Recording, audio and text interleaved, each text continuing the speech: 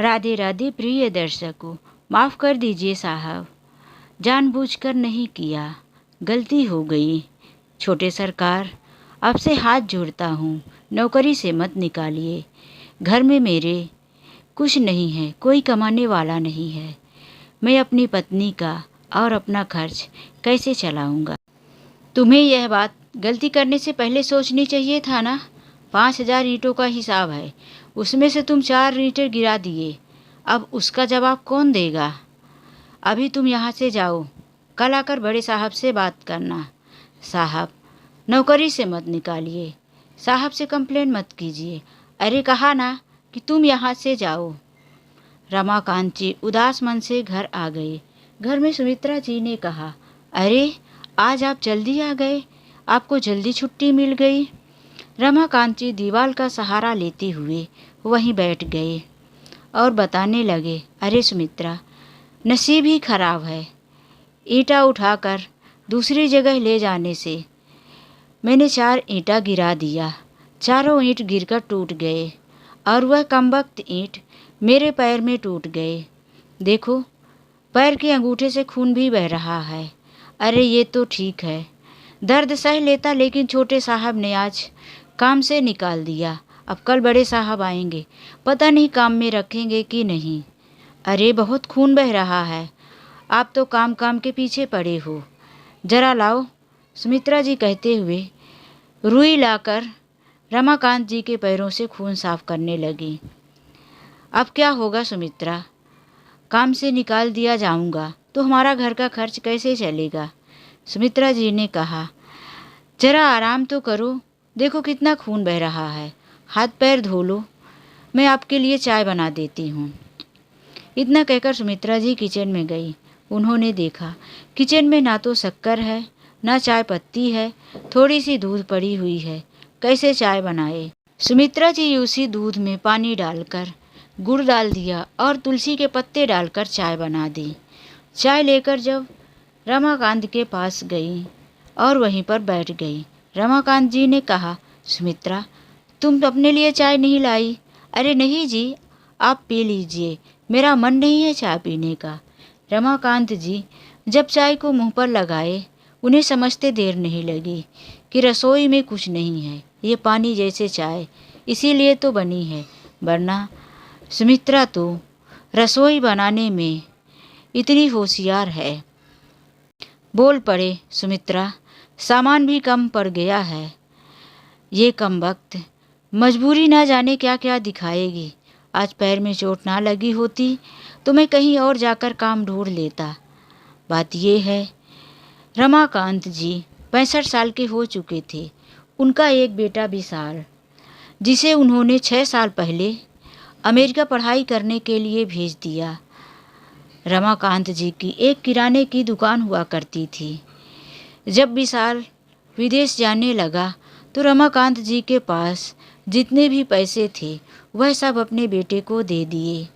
बेटा वहाँ से 3 महीने के बाद वापस से बोला, पिताजी, यहाँ पैसों की ज़रूरत है, अपने शहर से यहाँ बहुत ज़्यादा महंगाई है। इसीलिए रमाकांत जी ने इधर उधर पैसे खोजा, लेकिन ना कोई सहारा नज़र नहीं आया। उन्होंने अपना घर गिरवी रख दिया और अपने बेटे के लिए पैसे भेज दिया। रमाकांत जी के पास अब पैसे नहीं थे कि वह अपने किराने की दुकान पर सामान लाकर रख सकते, जिसकी वजह से उनकी दुकान टूट गई। रमाकांत जी पढ़े लिखे नहीं थे, इसीलिए उन्हें कोई ऑफिशियल वर्क नहीं मिल पाया। वह मजदूरी की तलाश में निकल पड़े, लेकिन 65 वर्ष होने की वजह से उन्हें कोई अच्छे से मजदूरी का काम भी नहीं मिल पाया। एक दिन वह ईंटा भट्ठा की तरफ गए। वहाँ पर उन्हें काम मिला, लेकिन बड़ी मेहनत का काम था। रमाकांत जी को 5-5, 6-6 ईंटें उठाकर कभी भट्ठे से ट्रक तक ले जाना पड़ता था, कभी दूसरी जगह से आई हुई ईंटों को ट्रक से निकालकर भट्ठे तक लाना पड़ता था। आज वह ट्रक से ईंटा उतार कर भट्ठी तक लेके आ रहे थे, तभी उनसे 4 ईंटें उनके पैरों में ही गिर गई और उन्हें नौकरी से निकाल दिया गया। आज रमाकांत जी को नौकरी छोड़े हुए 3 दिन हो गया था। उनके बेटे का फ़ोन आया। हेलो पापा, कैसे हैं सब वहाँ पर? रमाकांत जी अपनी पत्नी को बुलाते हुए बोले, अरे सुमित्रा, देखो विशाल का फ़ोन आया है। सुमित्रा जी जो किचन में रोटी बना रही थी, हाथ में बेलन पकड़े हुए बाहर आई। अरे दो, मैं आज सारी बातें विशाल को बताता हूँ। रमाकांत जी आंखें बड़ी करते हुए ना बोलने का इशारा किए। इसीलिए सुमित्रा जी सिर्फ हालचाल पूछकर ही रह गई। फ़ोन बंद होने पर रमाकांत जी ने कहा, अरे तुम यह क्या करने जा रही थी? हमारी सारी मेहनत पर पानी फेर दोगी क्या? हमने अपने बेटे के लिए सब कुछ कुर्बान कर दिया, घर गिरवी रख दिया। उसका पैसा ना भरने की वजह से वह भी डूब गया। हमारी किराने की दुकान चली गई। आज हम मजदूरी करके एक एक रोटी खा रहे हैं, इसी आस में कि एक दिन हमारा बेटा विदेश से पढ़ लिख कर आएगा। यदि तुम बेटे को यहाँ की मुसीबतों के बारे में बताओगी तो भला उसका मन पढ़ाई में कैसे लगेगा? और उसने बताया भी था कि अभी हमारी परीक्षा आने वाली है, तो उसे परेशान मत करना। सुमित्रा जी ने कहा, 6 वर्ष हो गया, ना जाने कौन सी परीक्षा दे रहा है। यहाँ से तो बोलकर गया था कि 4 साल की ही पढ़ाई है, और तुम हो कि कुछ पूछने नहीं देते। अरे सावित्री, तुम परेशान मत हो। अब इस बार जब विशाल का फ़ोन आएगा तो मैं उससे टाइट से पूछ लूँगा कि तुम कब आ रहे हो और तुम्हारी कौन सी पढ़ाई चल रही है। बात ये थी कि रमाकांत जी पढ़े लिखे नहीं थे। उधर से विशाल जो भी बताता तो उनके पढ़ाई का तो समझ में नहीं आता था। बस रमाकांत जी यही समझ लेते थे कि मेरा बेटा विशाल कुछ बहुत अच्छी वाली पढ़ाई कर रहा है, जिसके बाद उसे बहुत अच्छी नौकरी मिलने वाली है। इसी उम्मीद से वह अपनी पत्नी को भी चुप रखते थे और खुद भी अपने बेटे को कुछ नहीं कहते थे। रमाकांत जी को आज काम छोड़े हुए पूरे हफ्ते हो गए थे। अब तो घर में राशन भी खत्म हो गया था। सुमित्रा जी ने कहा, देखो मैं बहुत अच्छा खाना बना लेती हूँ। यदि मैं किसी के घर में खाना बनाने जाऊंगी तो वहाँ से मैं इतना तो कमा कर लाऊंगी कि हम दोनों का पेट चल जाएगा। अरे नहीं सुमित्रा, तुम ये कैसी बातें कर रही हो? मेरे जीते जी तुम काम पर जाओगी, तुम घर पर रहो। रमाकांत जी वापिस उसे ईंटा भट्ठा की तरफ गए। आज संयोग से बड़े साहब भी थे। रमाकांत जी उनके पास जाकर हाथ जोड़कर कहने लगे, साहब काम से ना निकालिए। 1 हफ्ते पहले छोटे सरकार ने यहाँ से मुझे भगा दिया था। मुझसे गलती हो गई थी। मैं उस गलती का मुआवजा भरने के लिए तैयार हूँ। पापी पेट का सवाल है। मुझे कहीं काम नहीं मिल रहा है। मेरे घर में कोई कमाने वाला नहीं है। पत्नी को इतना कहकर रमाकांत जी उसे ईंटे भट्ठे की तरफ चल दिए। संयोग से आज बड़े साहब भी वहीं थे। रमाकांत जी उनसे हाथ जोड़कर कहने लगे, साहब मुझसे 1 हफ्ते पहले गलती हो गई थी, जिसकी वजह से छोटे सरकार ने मुझे काम से निकाल दिया था। साहब मेरे घर में पत्नी और मैं, इसके अलावा कोई दूसरा कमाने वाला नहीं है। मुझे काम दे दीजिए। पापी पेट का सवाल है। घर में अनाज का एक दाना नहीं है। उम्र हो चली है, काम भी कहीं नहीं मिलता। बड़े सरकार ने कहा, ठीक है तुम्हें काम तो मिलेगा, तुम नुकसान मत करना, आराम से काम करना, लेकिन बाकी मजदूरों से तुम्हें आधी पगार ही मिलेगी।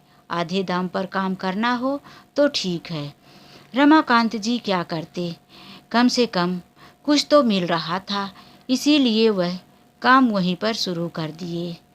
वह घर जाकर सुमित्रा को बताए कि पहले जितनी तनख्वाह मिलती थी सुमित्रा, अब उसकी आधी ही मिलेगी।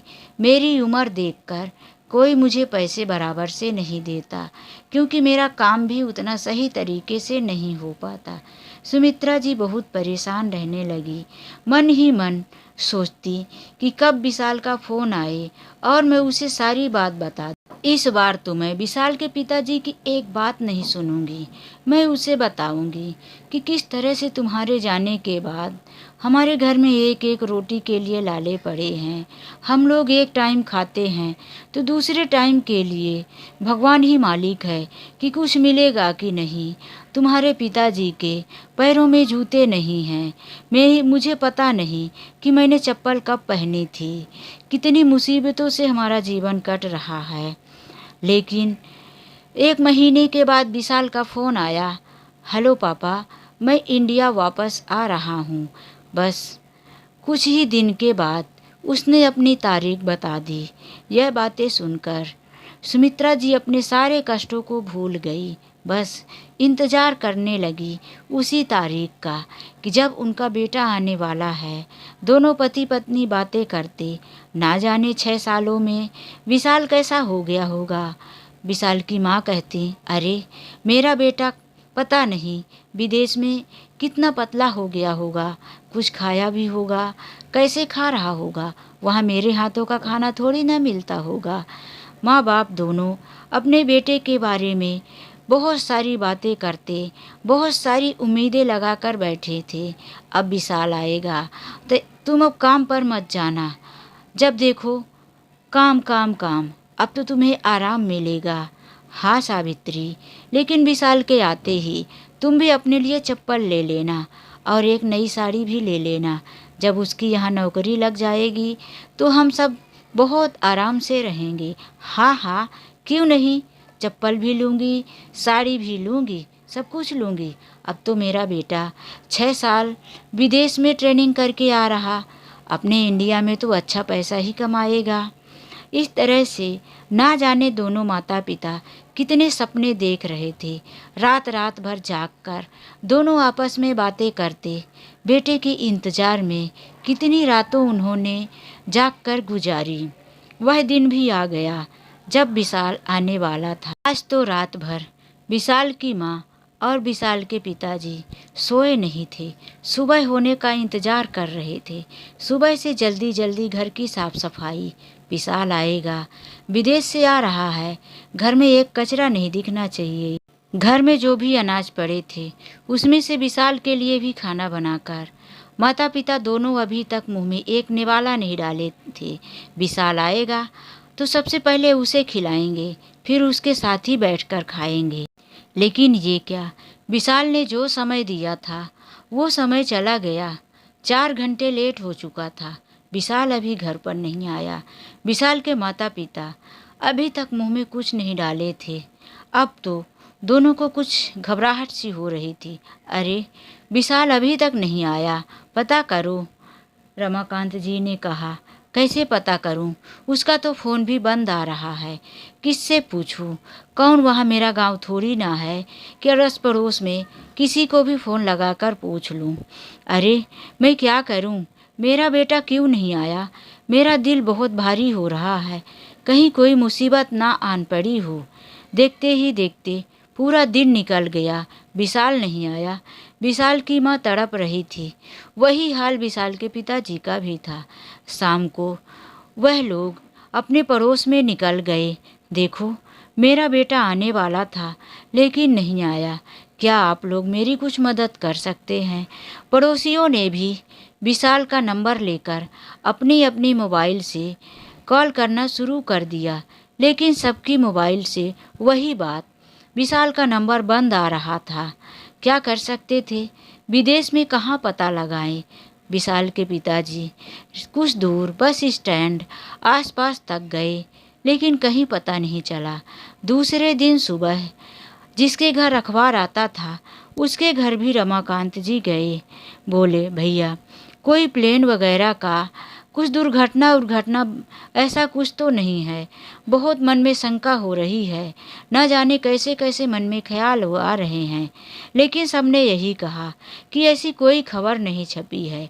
जिनके घर में टीवी थी उनके घर में भी जाकर पड़ोसियों से न्यूज़ लगवा कर देखा, लेकिन ऐसी कोई न्यूज़ में भी पता नहीं चला कि कोई प्लेन की ऐसी कोई खतरनाक खबर आई हो। देखते ही देखते 1 हफ्ता निकल गया, लेकिन अभी तक विशाल का कुछ पता नहीं चला। माता पिता का रो रो कर बुरा हाल था। रमाकांत जी को कुछ अनहोनी की आशंका हो गई थी। पुत्र शोक में व्याकुल हो रहे थे। बीमार हो गए और खाट पकड़ लिए। उनका काम भी छूट गया। अब अकेली सुमित्रा जी क्या करती। एक तो बेटे का गम, दूसरा रमाकांत जी की बीमारी, पैसे घर में कुछ नहीं थे। एक दिन वह कहने लगी, देखो जी, मैं मंदिर जाकर आती हूँ। भगवान से प्रार्थना करूँगी कि हे भगवान, मेरे बेटे को वापस लाओ। रमाकांत जी ने कहा, अरे, हमने कितनी मन्नतें मांगी, कितनी प्रार्थना की, पूरा महीना निकल गया। आखिर अमेरिका में था तो दिल में भरोसा था कि कभी न कभी बेटा लौट कर आएगा। अब कहाँ पता लगाऊं कि चला तो आखिर मेरे बेटे को बीच में क्या हो गया। मेरा लाल ना जाने किस हाल में होगा। अभी तक वह इस दुनिया में है भी कि नहीं। हे भगवान, तुमने इतना बड़ा अत्याचार क्यों किया। मुझे उठा लेते, मैं ये दुनिया से चला जाता, लेकिन मेरे बेटे को सही सलामत रखते। रमाकांत जी भगवान को इस तरह से कहते हुए रोने लगे। सुमित्रा, कहाँ जाओगी, किस भगवान के पास जाओगी। किसी भगवान तक तुम्हारी आवाज़ नहीं जाएगी। मैं तो यही कहूँगा कि तुम कहीं मत जाओ। अरे, कैसी बातें करते हो आप। अब मंदिर भी नहीं जाने दोगे। जाओ, तुम्हारी मर्जी। सुमित्रा जी मंदिर चली गई। देवी जी के मंदिर में जाकर बार बार प्रार्थना की, हे माता, मेरे लाल को वापस लेकर आओ। ना जाने मेरा लाल कहाँ खो गया है। माता, मैं तो एक नॉर्मल इंसान हूँ, मेरी नज़रों में नहीं दिखाई दे रहा। तुम तो जगत माता हो, जगत जननी हो। तुमको तो सारी सृष्टि में सब कुछ दिखाई दे रहा है। माँ, तुम देख पा रही हो कि मेरा लाल कहाँ होगा, क्या कर रहा होगा, कैसे है, उसकी खबर लाओ माँ। इस तरह से वह देवी माता जी से प्रार्थना करके वहीं रोने लगी और मंदिर के सामने ही एक दीवार के सहारे हाथ जोड़कर बैठ गई। उनके आँखों से आंसू बहकर गले तक जा रहे थे। काफ़ी टाइम तक बैठे हुए पुजारी जी ने देखा, तब वहाँ आकर उनके सिर में हाथ रखते हुए कहा, माता जी। आंखें खोलकर सुमित्रा जी ने देखा, पुजारी जी सामने खड़े हैं। अरे पुजारी जी, कोई गलती हो गई क्या। नहीं माता जी, आप इतना दुखी क्यों हैं, क्यों रो रही हैं। सारे भक्तजन आके चले गए, लेकिन ना तो आपकी आंखों से आंसू की धारा बंद हुई है और ना आप यहाँ से गई हैं। सुमित्रा जी रोते हुए सारी बात पुजारी जी को बता दी। पुजारी जी ने कहा, माता जी, भगवान जो करते हैं कुछ भले के लिए ही करते हैं। आपको यहाँ तक भगवान लेकर आए हैं, इसीलिए आप यही समझिए कि कुछ न कुछ तो भला ज़रूर होगा।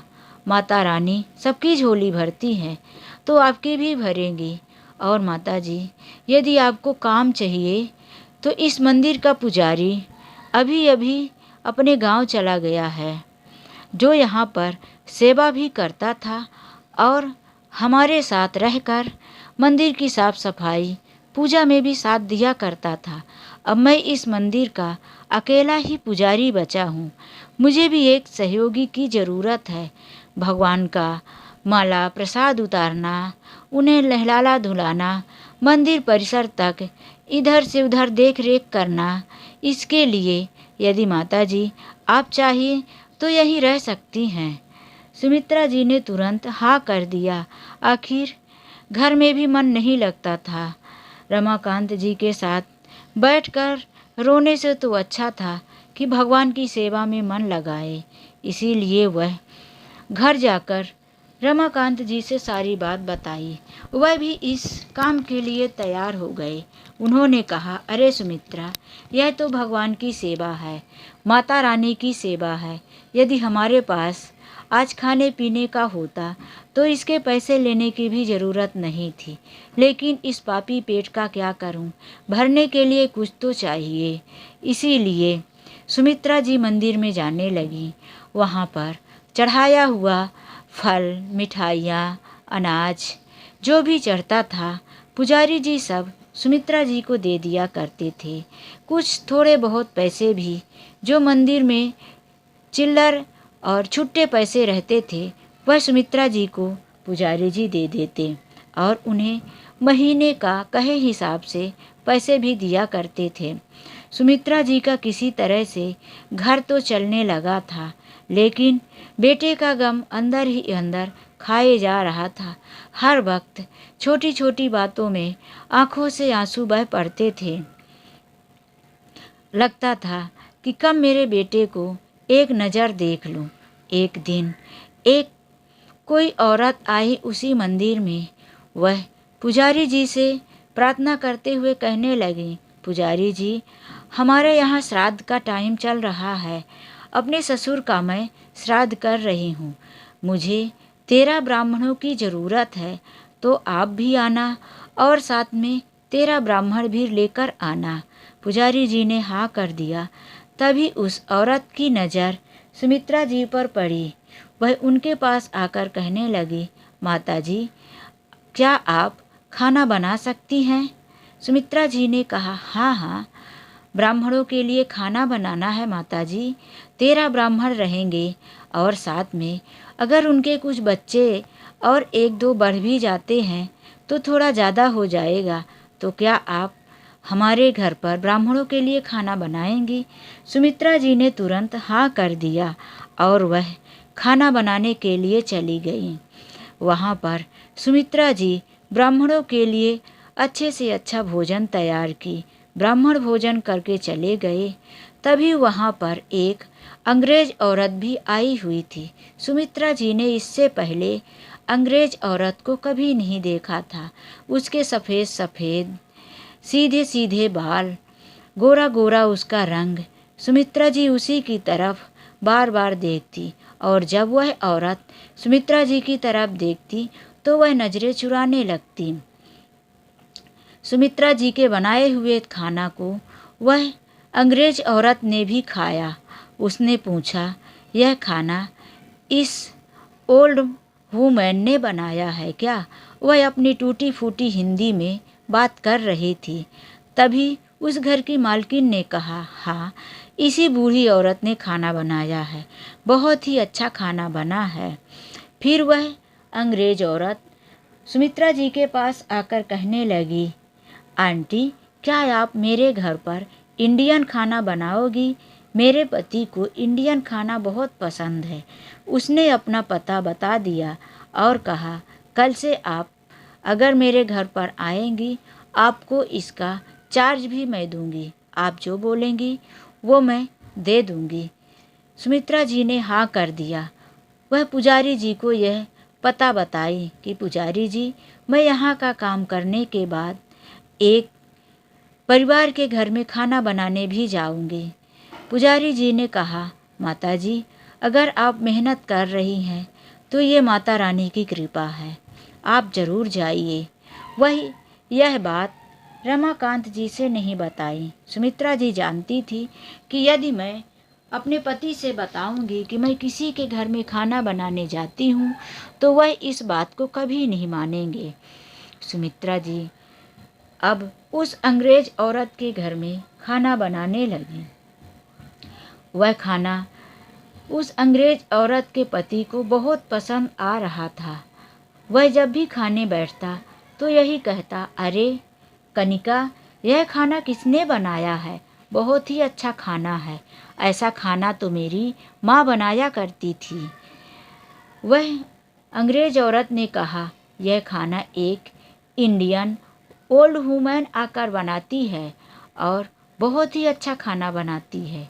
एक दिन कनिका ने कहा, आंटी, मेरे हस्बैंड का बर्थडे है, आप थोड़ा जल्दी आ जाना, क्योंकि हम उसमें कुछ मिठाइयाँ और अच्छे अच्छे पकवान बनाएंगे और अपने हस्बैंड को सरप्राइज़ देंगे। सुमित्रा जी जो भी उस कनिका ने बताया वो सारा खाना बनाया। विशाल जब अपने बर्थडे पार्टी में वह खाना खा रहा था तो आज वह आश्चर्यचकित हो रहा था कि यह मिठाइयाँ, यह मूंग दाल का हलवा, इतना टेस्ट, यह तो सिर्फ मेरी माँ ही बना सकती है। वह खाना खाने के बाद किचन में गया और उस मेड को देखने लगा कि आखिर यह कौन है। सुमित्रा जी ने जब सर से पांव तक अपने बेटे को देखा तो अपने चेहरे पर अपना पल्लू सरका लिया। आखिर वह कोई और नहीं विशाल था। विशाल अपनी माँ का चेहरा नहीं देख पाया, लेकिन सुमित्रा जी ने अच्छी तरह से विशाल को देख लिया। विशाल देखना चाहता था कि यह कौन औरत है, मेरी माँ जैसी तो दिखती है, लेकिन सुमित्रा जी के चेहरे को वह देख नहीं पाया। सुमित्रा जी अपने बेटे को देखकर थर थर काँपने लगी। एक तरफ तो उनके दिल में इतनी खुशी थी, उनका दिल कह रहा था कि आज वह अपने बेटे को पकड़कर गले से लगा ले। बेटा, तुम जिंदा हो, अपने ही शहर में हो, फिर तुमने मुझे क्यों नहीं बताया? मैं तुम्हारे लिए कितना तड़पी हूँ। तुम्हारे पिताजी तड़प तड़प के खाट पर पड़े हुए हैं और तुमने खबर नहीं दी। उनका दिल फट रहा था कि मैं ये सारी बात अपने बेटे को अभी के अभी कह दूं, लेकिन घर में बड़े बड़े मेहमान आए हुए थे और सुमित्रा जी उसके घर में एक नौकरानी थी जो खाना बना रही थी। आज विशाल उनके सामने मालिक बनकर खड़ा हुआ था।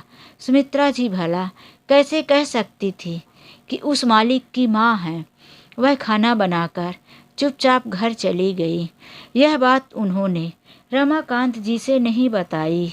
पता नहीं उनके दिल में क्या गुजरती, वह अकेले ही अकेले इस बात को अपने दिल में छुपाए रही।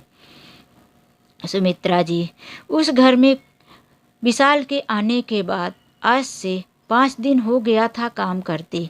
जब भी विशाल सामने आता वह अपने चेहरे पर कपड़ा रख लेती थी।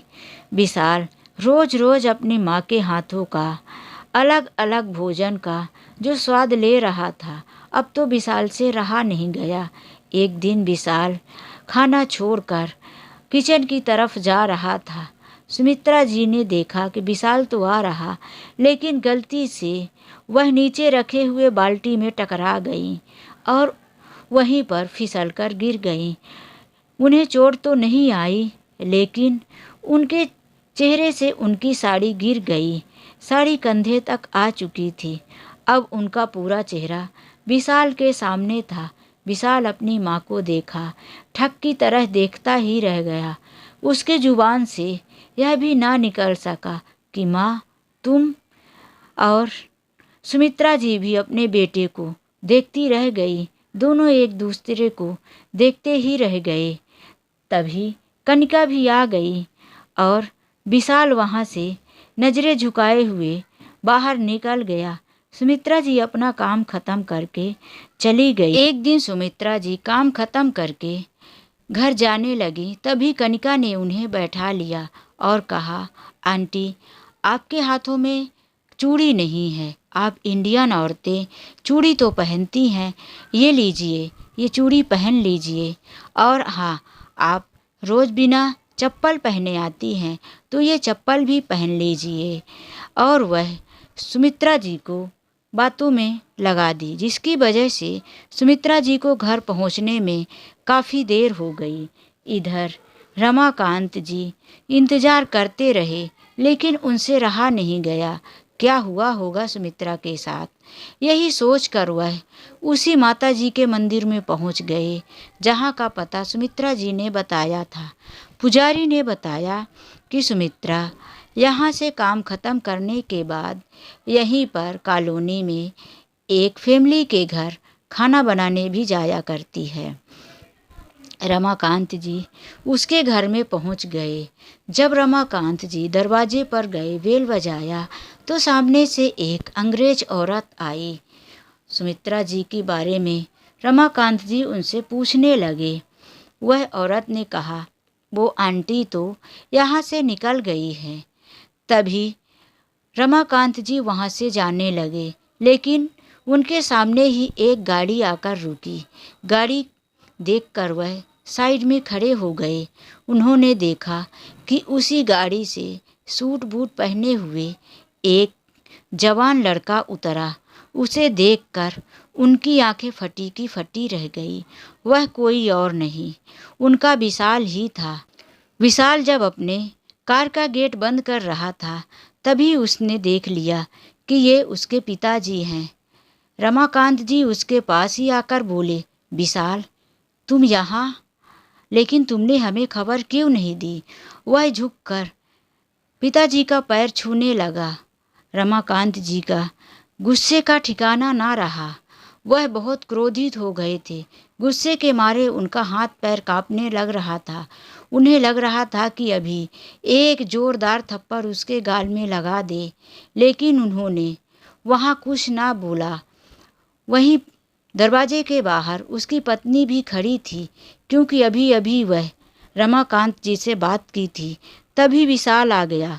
वह अंदर नहीं गई थी, लेकिन वह समझ नहीं पा रही थी कि इन दोनों के बीच क्या बातें हो रही है। रमाकांत जी गुस्से से वहाँ से निकल गए और जब वह घर गए तो देखा कि उनकी पत्नी घर पर ही थी। वह बोले, सुमित्रा, कितना लेट कर दी आने में? सुमित्रा ने कहा, अरे तो आप कहाँ चले गए थे?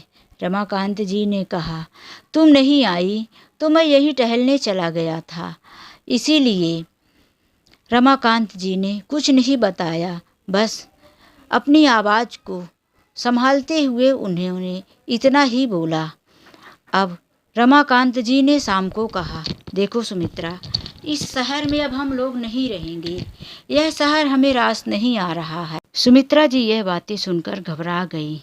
उन्होंने कहा, अरे कैसी बातें कर रहे हैं? हम दूसरे शहर में जाकर नौकरी कहाँ से ढूंढेंगे? यहाँ तो हम मंदिर में नौकरी करके किसी तरह से अपना गुजर बसर कर लेते हैं। सुमित्रा जी के दिल ने तड़प उठा।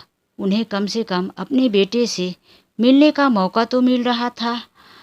उसकी नौकरानी बनकर ही सही, उसके लिए खाना तो बना रही थी, उसे अपनी आँखों से देख तो रही थी। दूसरे शहर में चली जाएंगी तो कैसे अपने बेटे से मुलाकात होगी? सुमित्रा जी ने मन में कहा, मैं बिल्कुल नहीं जाऊंगी। लेकिन रमाकांत जी के सामने उनकी एक ना चली। सुबह जब वह सोकर उठी तो उन्होंने देखा कि रमाकांत जी घर के सामान को बांध रहे थे।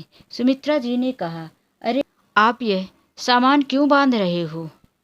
तुम भी आओ, जल्दी जल्दी बंधवा लो, जल्दी काम निपट जाएगा, फिर हम यहाँ से जल्दी निकल जाएंगे। रमाकांत जी की बातें सुनकर सुमित्रा जी तो घबरा गई। उनको यहाँ से जाने का बिल्कुल मन नहीं था। उन्होंने कहा, आप नहीं मानने वाले तो थोड़ा सा मुझे समय दो, मैं मंदिर में जाकर पुजारी जी को बता के आती हूँ। रमाकांत जी सामने से कुछ बोल पाते इससे पहले ही सुमित्रा जी वहाँ से चल पड़ी। रमाकांत जी जोर से बोले, अरे जल्दी आना, कहीं और मत चली जाना। लेकिन सुमित्रा जी पीछे मुड़कर नहीं देखी। पहले वह मंदिर गई, उसके बाद वह कनिका के घर जाने के लिए हड़बड़ी में निकल गई। उन्हें रोड क्रॉस करके जाना था। वह दूसरी साइड से आती हुई कार को समझ नहीं पाई। उन्हें कार की आवाज़ भी सुनाई नहीं दी। कार उन्हें ठोकर मारकर निकल गई। सुमित्रा जी बेहोशी की हालत में रोड के किनारे पड़ी थी। धीरे धीरे लोगों का वहाँ पर भीड़ जमा हो गया।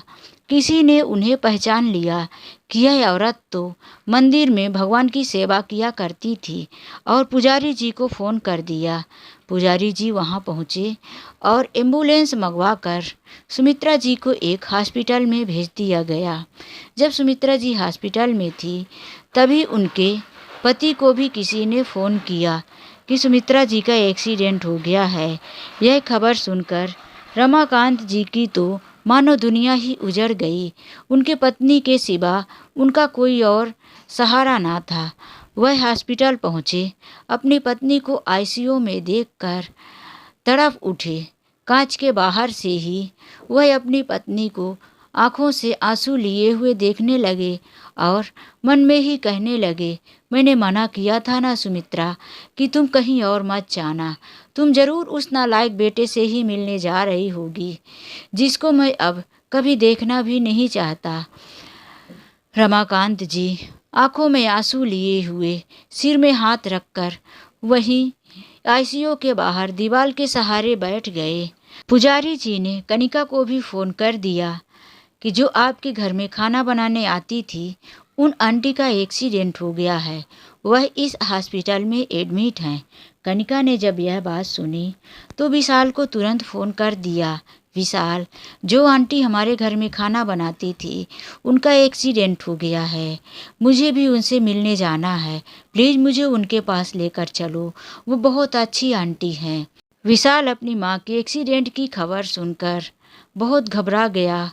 वह दिल ही दिल में तड़प उठा, माँ, मैंने तुम्हें कोई सुख नहीं दिया। वह तुरंत घर आया और अपनी पत्नी को लेकर हॉस्पिटल पहुंच गया। उसकी पत्नी आईसीयू के बाहर इंतजार करने लगी, लेकिन विशाल आईसीयू के लगे हुए कांच में हाथ रखकर माँ की तरफ देखने लगा। बाहर से ही हाथ जोड़ने लगा, माँ, मैं तुमसे माफ़ी मांगना चाहता हूँ, तुम मुझे छोड़कर इस तरह से नहीं जा सकती।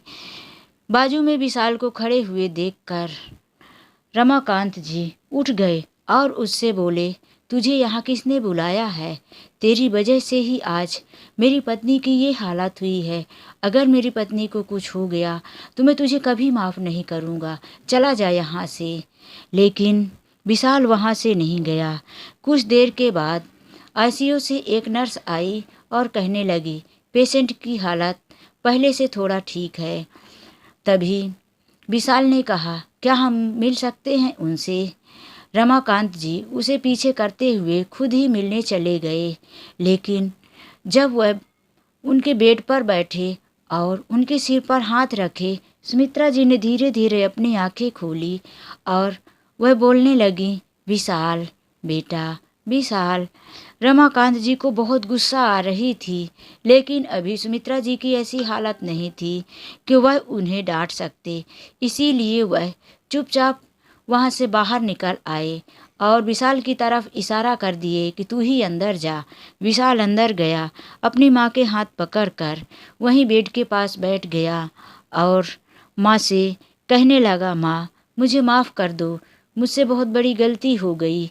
वह अपने दिल की बहुत सारी बातें कहना चाहता था, लेकिन सिस्टर ने कहा, अभी पेशेंट को डिस्टर्ब मत करो, नींद का इंजेक्शन दिया है। विशाल ने माँ की तरफ देखा, माँ की आंखें नींद में डूब चुकी थी।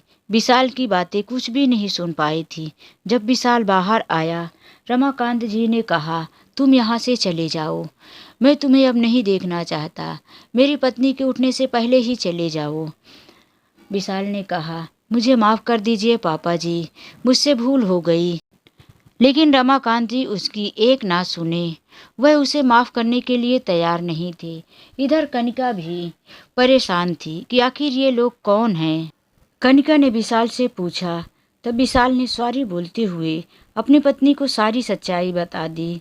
कनिका भी विशाल को बहुत डांटी कि तुमने ऐसा क्यों किया अपने माता पिता के साथ। विशाल हॉस्पिटल का पूरा बिल चुका रहा था। आज से 6 दिन हो गया था सुमित्रा जी को हॉस्पिटल में। आज उनके शाम को छूटने का टाइम था।